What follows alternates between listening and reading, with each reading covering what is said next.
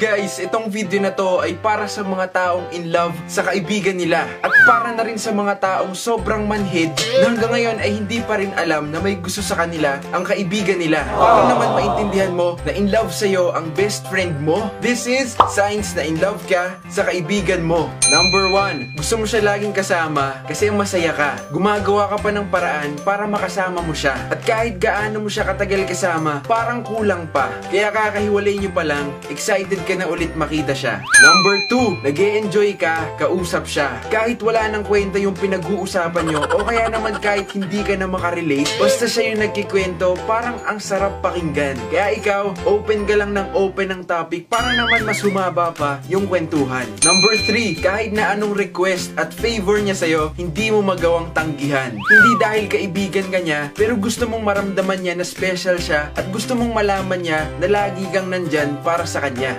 Number 4, inaasar mo siya lagi kasi gustong-gusto mo nakikita na naiinis siya. Tinutukso mo pa siya sa iba kahit naman alam mo sa sarili mo na sana ikaw na lang yung magustuhan niya. Number 5, gusto mong makilala yung taong gusto niya. At kung kilala mo na, interesado ka malaman kung ano yung mga bagay na nagustuhan niya sa kanya. Kaya lagi mo siyang tinatanong kahit deep inside, selos na selos ka na. At number 6, nararamdaman mo sa sarili mo na parang naa-attach ka na. Yung parang hindi mo na ma-imagine na hindi mo siya kasama. Kaya lagi nagtatalo sa isip mo kung aaminin mo ba yung nararamdaman mo sa kanya. Kasi natatakot ka na baka magbago yung samahan nyo kapag nalaman niya. Pero tandaan mo na wala namang kakaiba sa kaibigan na na-fall sa kaibigan niya. Marami nang mag-best friend ang nagkatuluyan na. Kaya kung may nararamdaman ka, sabihin mo na. Dahil kung kaibigan talaga siya, maiintindihan niya. Mahirap yung itatago mo na lang. Kasi kapag hindi mo talaga sinabi, hanggang kaibigan ka na lang talaga.